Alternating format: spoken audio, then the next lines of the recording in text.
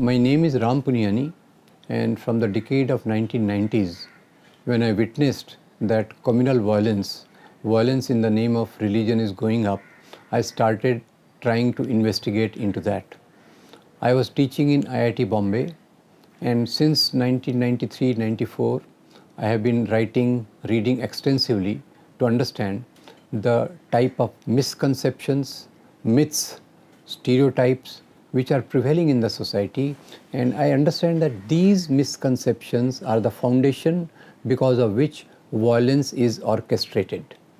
I'll just give few of the examples, and these examples are the ones which India has faced during last 20-30 years in particular. I'll begin with one of the major incidents which took place first in Odisha, Keonjhar, Manoharpur district, where Pastor Staines was brutally burnt alive. The follow-up of this later also took place in Kandhamal, the horrific violence against Christian community, which took place partly in 2007 and much more wider in 2008.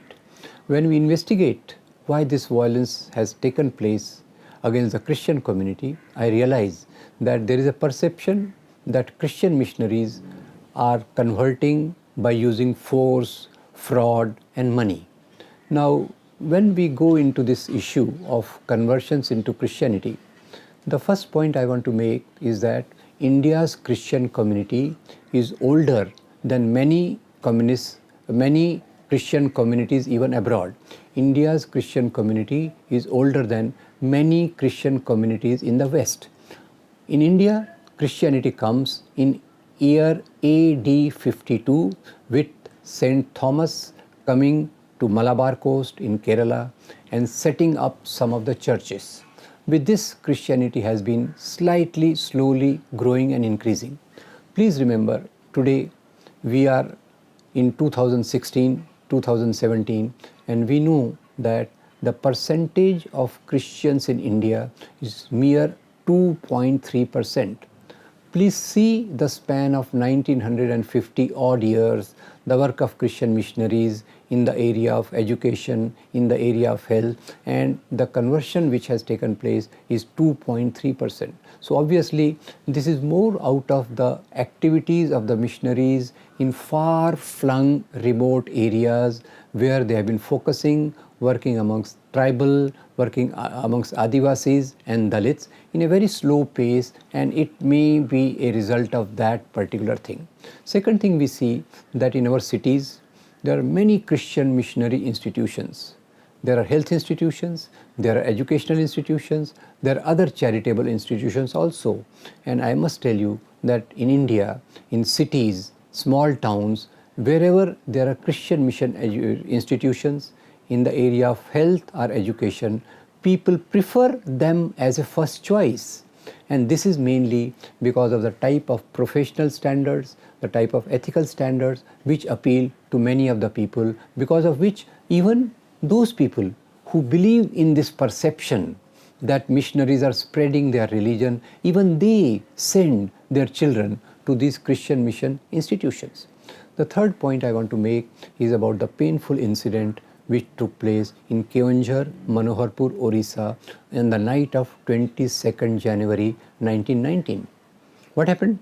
One person called Dara Singh, he incited many tribal, and they went and burnt alive Pastor Graham Stuart Staines along with his two innocent children, Timothy and Philip. Now, later on, it came to be known that this has been done because Dara Singh, felt that Pastor Staines is a threat to Hinduism, he is spreading Christianity, etc., etc. At that time, NDA government was in power, and NDA government appointed a commission. The name of commission is Wadhwa Commission. Now, Wadhwa Commission's three important findings I like to tell you. Finding number one, Wadhwa Commission tells us that Pastor Staines was not involved in any work of conversion. Number two, in the area where Pastor Staines was working, in that particular area, the percentage of Christians during 8-10 years when the pastor was working, in that time the number of increase in the Christians in the area is not statistically significant. So these are the points which we have to know, and the type of communalization which has taken place because of this is very painful. The second major misconception which is prevailing in the society, we witnessed it practically in the decade of 1980s and early 1990s.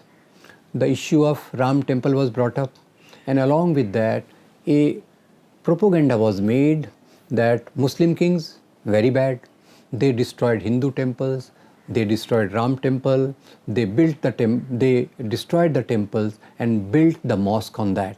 Now this is an issue which has somehow become very widely prevalent. Now this myth has nothing to do with the reality, because if we see, there are many temples in the country which had been destroyed by Muslim kings. The same Muslim kings who destroyed the temples also gave huge donations to Hindu temples. So how do we understand that? I will give an example of that. Recently in Delhi, a road was named after a new person. Earlier that road was called Aurangzeb Road. Now it was said that Aurangzeb had destroyed Hindu temples. Why we should have his name? So when we see the life history of Aurangzeb, it comes to our notice that Aurangzeb got one major temple in North India, that is Vishwanath temple, destroyed. But at the same time, there is a book by Dr. Vishambarnath Pandey which tells us that how many donations were made by Aurangzeb to different temples of North India. 2 or 3 examples I'll give you. One is in Madhya Pradesh, Ujjain. The name of the temple is Mahakal temple. Aurangzeb gave huge donations to that. Another is in Assam, Guwahati, Kamakhya Devi temple. Again he made huge donations. Similarly, I'm sure Aurangzeb might have given lot of donation to mosque. While he gives the donation to the mosque, he also got one mosque near Golconda destroyed. Why? Because the Golconda's ruler Tana Shah had refused to pay tribute, lagan, to Aurangzeb, and he hid all his wealth underneath a mosque near Golconda. Aurangzeb also got that mosque destroyed. So my argument is that this was not done for the sake of religion. This was done, number one, for the sake of power. Sometimes a victor king used to demolish defeated king's temple, holy place. Like in Indian context, there is something called Kul Devata. Kul Devata is a clan god, and in ancient India, there is a book on the ancient India by Richard Eaton, which is Temple Destructions in Ancient India. So what does Richard Eaton tell us? That in ancient India, when 2 Hindu kings were fighting, the victor king used to demolish defeated king's Kul Devata temple, and this was, number one, to humiliate the defeated king. Number 2, it was to give a message to the people at large that now I am your ruler, I am the king of this area. So these 2 things come out from those narrations. The third point which I would like to tell is something about Kashmir in 11th century. In 11th century Kashmir, there was a king called Raja Harshdev. During his reign, there was a very great poet, and his poetry is very outstanding. His name is Kalhan. Poet Kalhan wrote a classic which is called Raj Tarangini. In Raj Tarangini, poet Kalhan tells us that Raja Harshdev had appointed a officer. The title of the officer was Devote Patan Nayak. What does that mean? That means that an officer who uproots the idols of the god. But there was also instruction that uproot only those idols which are made of gold and silver. Uproot only those idols where jewels, gems are studded. So this was again not for religion but for the sake of wealth. Similarly, there are many examples about Tipu Sultan. Tipu Sultan was the chief trustee of Sri Rangapatnam temple near Mysore. Once Maratha armies destroyed Sri Rangapatnam temple, Tipu Sultan got it repaired. So what has happened in the history, selective narrations there has been a cherry picking of the temples which were destroyed by Muslim kings, and that has been generalized. If we see the total phenomenon, it becomes very clear. Kings were not ruling for the sake of religion. Kings were ruling for power and wealth. That's how their policies were being guided, and that is being today misrepresented about the Muslim kings, and that Muslim kings, these things are reflected upon today's Muslim community. So that's a very, very complicated social understanding, which is the foundation of some of the violence which is taking place in the society. Now, the third major misconception, stereotype, and the biases which are prevailing in the society are related to spread of Islam in India. Generally, it is propagated that Muslim kings came on the horseback with Quran on one hand and sword in the other. Now, this is very funny. I can't believe that Muslim kings came here for spreading Islam. By and large, mostly Muslim kings here came either for plundering the wealth or for establishing their empire. How did Islam come into India? Two major points let's remember. The first mosque in India came up not in Delhi, not in Hyderabad, not in Bengal, not in Maharashtra. First mosque came up in Kerala on Malabar coast. How come that? Kerala is a state where only for a brief while Tipu Sultan had extended his regime. Barring that, Kerala was never ruled by any Muslim king. So how a mosque is coming in Kerala? The very answer is very simple. Traders from Arabia used to come there. They used to sell their goods. They used to buy the goods from here, and it is because of that social interaction that Islam made its entry in certain parts of the country. So the first point is that it is social interaction, social mixing, because of which Islam comes up. Second point, then how did Islam spread all over the country? I must say that there are examples where a victor Muslim king imposed a condition on defeated Hindu king that, okay, I have defeated you, I want to kill you, but I will save you if you accept Islam. This was not a mechanism of spreading Islam. This was a mechanism to humiliate the defeated king. So how did Islam spread far and wide? Here, I will like to quote one of the modern monks of India, one of the great saints of India, Swami Vivekananda. Swami Vivekananda, in his collected works, volume 8, page 330, tells us that it is wrong to say that Islam spread on the strength of the sword. The Shudras, the untouchables, embraced Islam to escape the tyranny of caste system.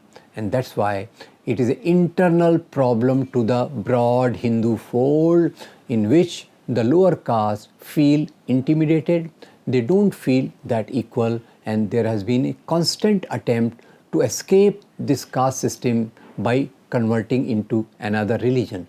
This particular thing again has been used to project as if Islam is violent, as if Muslim kings, their primary job was to spread religion. I must tell you that in the world as a whole, if we see, there is only one king who made efforts to spread his religion. And the name of that king is Emperor Ashok. As we call him Samrat Ashok.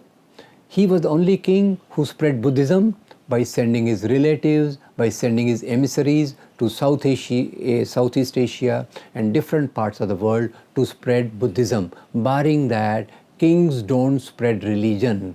Kings spread power, kings spread their area of rule, kings spread their power so that they can accumulate bigger amounts of wealth in their empire. Now this misconception is again very dangerous, because today in India, if we see, there are many Muslim communities which are a product of intermixing. Like there is a Muslim community in Mewat. Now they have some features from Hindu religion, some features from Islam. They are very happily living. The people in Kerala, there is a Muslim community called Nawayat. In that also we see the similar thing. Anyway, this myth has played a very dangerous role in the lives of the people, and this has tried to create divides amongst the different religious communities in India. Now the fourth myth which I want to deal with has come up more so after 9/11/2001. Now a word was popularized, Islamic terrorism, and a conception came up, something was made popular in the society that all Muslims are not terrorists, but all terrorists are Muslims. So this again is a way of looking at many of the Muslim youth, innocent of them, get caught after every act of terror. Many a times they have to be released because no concrete evidence against them can be brought up because they were hardly involved. So this type of a stereotype and myth is ruining the life of many Muslim youth. At the same time, it is becoming a sort of a ground because of which the communal divides become wider. But as such, if we see what is terrorism, terrorism is a phenomenon in which innocent people are killed for the sake of political goal of some of the people. And it did not begin with 9/11. It's an older phenomenon.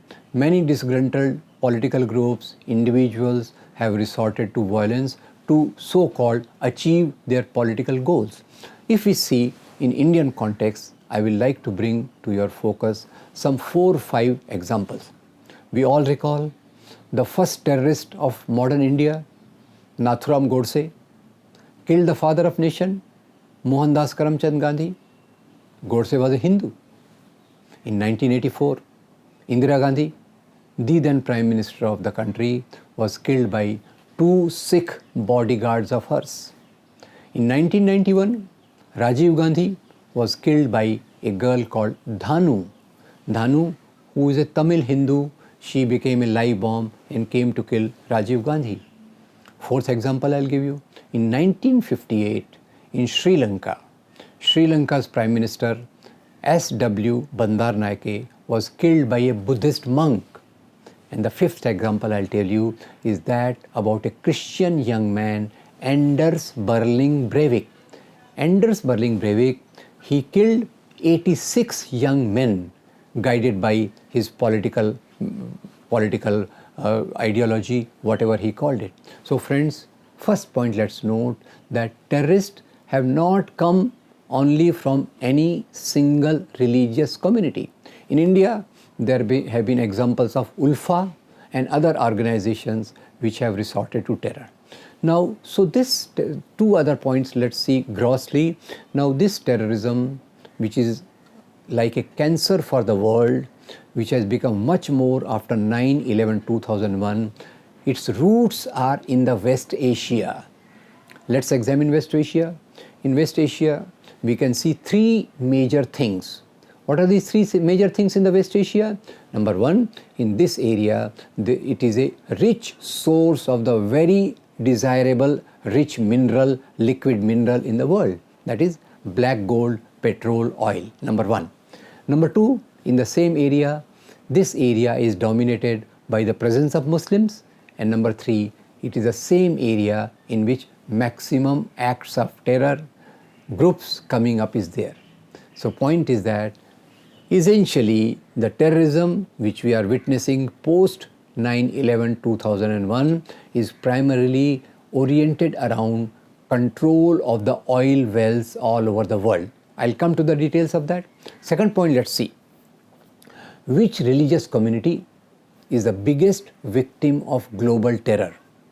It is not Christians, it is not Hindus, it is not Buddhists.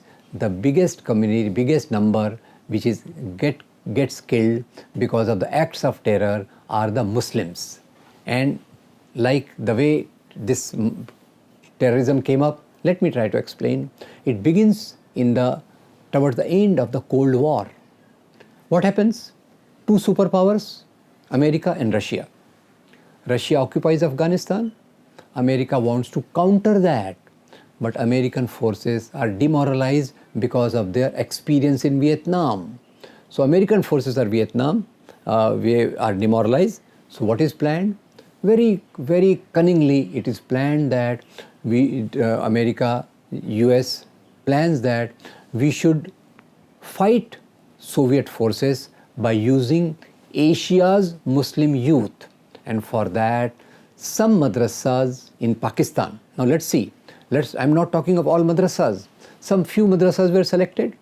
In that, Salafi version of Islam, which was based in Saudi Arabia, was brought in. America made the syllabus and richly funded these madrasas. And later on also the funding of many of the terror groups was done by that.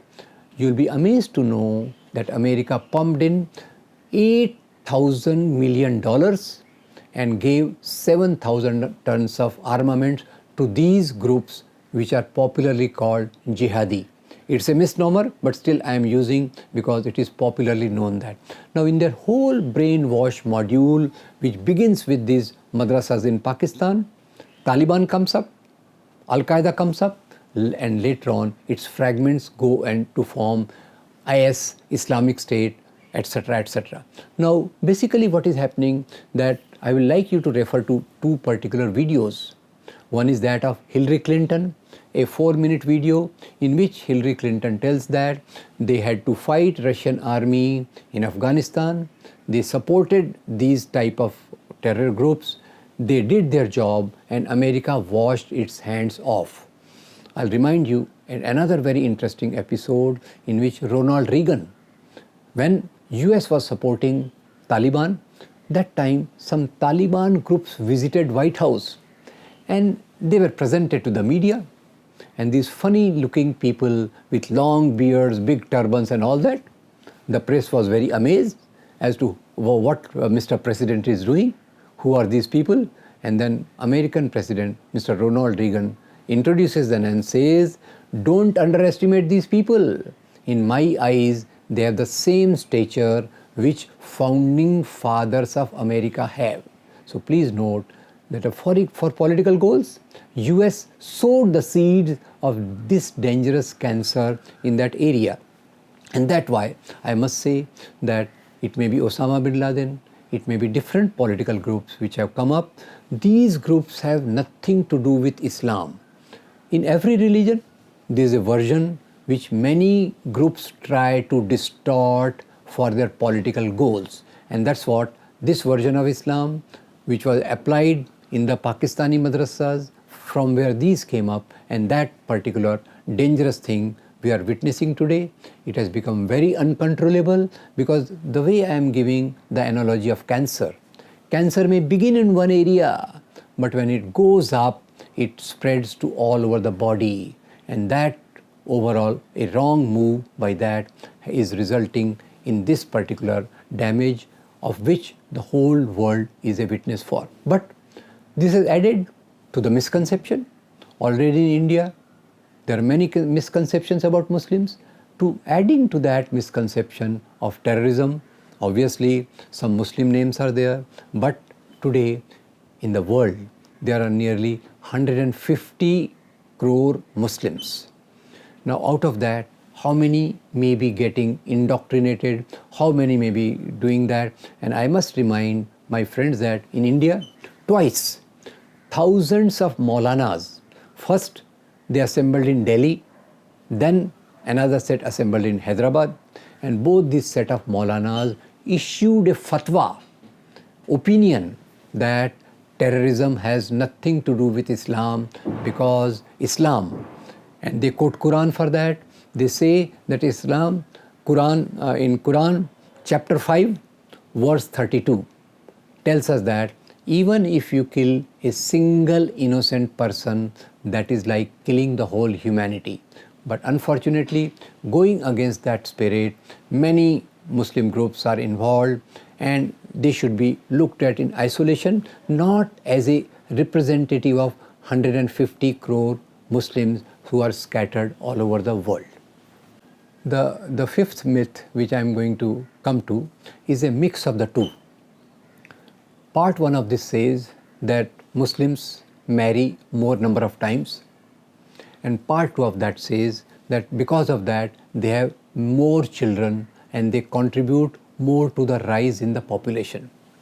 Now, I will not go into the genesis of this Islamic law whereby 4 marriages were permitted at one particular time.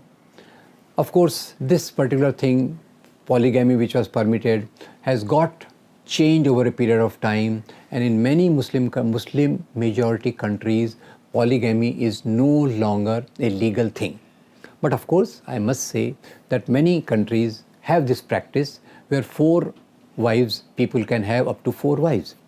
But my question is that with the contemporary sex ratio, is it possible to have 4 wives for a Muslim? Let me tell you that in India, for example, the sex ratio for Muslims is around 940. So there are 1000 Muslim men, there are 940 Muslim women. So tell me, by what stretch of imagination one Muslim man can have 4 wives? Obviously, there will be heavy competition to at least to get married. That's the basic issue. Issue is not to have more than 1 wives.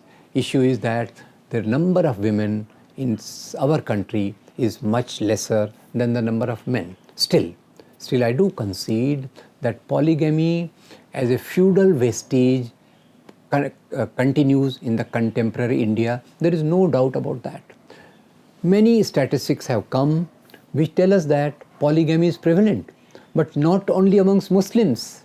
Let me tell you, the incidence of polygamy amongst Hindus is slightly higher than that amongst the Muslims. And of course, there are other religious communities where the incidence of polygamy is much more higher. Then, is it that Muslim women are comfortable with it? Let me tell you, one of the major things of majority of groups working for Muslim women's right is to ensure that polygamy is abolished. Now, Muslim women, we have interacted with many of them. Most of the Muslim women keep this as a part of their agenda. How their agenda is not pursued is mainly because in India, Muslim women feel very intimidated, they feel very marginalized, because after every act of communal violence, Muslim women tend to retreat in their shell of security, because insecurity is one of the major things because of which the social movement, the campaigns of the Muslim women are not coming up as strongly as they should be coming. I must say, in many Muslim majority countries, Muslim women have succeeded in ensuring that polygamy is abolished as a legal entity, and I wish India also such movements become stronger so that Muslim women can have their due share of the legal process and a social dignity of a monogamy, monoandry, which should be the norm in our society. Now, coming back to the number of children, I do feel that the Muslim community rate of rise of population is slightly more than that amongst Christians and that amongst Hindus. The latest figures tell us that in India, the percentage of Muslims according to the census data of 2011, it is 14.2%. I concede the point. And if we see, there is another figure which is there, that is a decadal rise of the population. So what is happening in the decadal? In 10 years span, what is the happening in Hindus and what is happening amongst Muslims? The trend is that decadal rise of population amongst Hindus is declining. But interestingly, the decadal rise of population amongst Muslims is also declining. So there is a bridging of the gap between the decadal rise of population of Hindus and Muslims. As Muslim community becomes more educated, more economically better, their rate of population is expected to be down. It is not only expected to be down. Last 20 years experience is that their decadal rise of population is declining. Second point I will tell you, that in 1947, when India became independent, after that Kashmir acceded to India. Roughly I can tell you that in 1948, the percentage of Muslims in Indian population was 12.6. Around 2011, it is 14.2. So we can see in 60, 70 years, there is a rise of population to the tune of 1.6%, point conceded. But then what is happening to tribal? What is happening to Dalits? At the time of independence, the percentage of tribal population was 7.5%. And in 2011, this has become 8.5%. So there is something common between the tribal increase of population and the Muslim increase of population. What is that common factor? The common factor is number 1, poverty. Number 2, illiteracy. More the poverty, more the illiteracy, more the number of children in the family. Now there are a lot of studies which tell us that poor people generally feel that for the family security they should be having more number of children, because of the provision of health services and the other things are not very good in these communities. They many a times resort to that. Number 2, an illiterate woman has lesser control on her body. So she is forced to go on producing children in that sense. So this is second correlation we'll see. More the literacy, lesser the number of children. And last point I'll say that this is also the observation of World Health Organization and different global agencies which say to curtail the population, the best moves are to make the community literate, to make the community economically more empowered.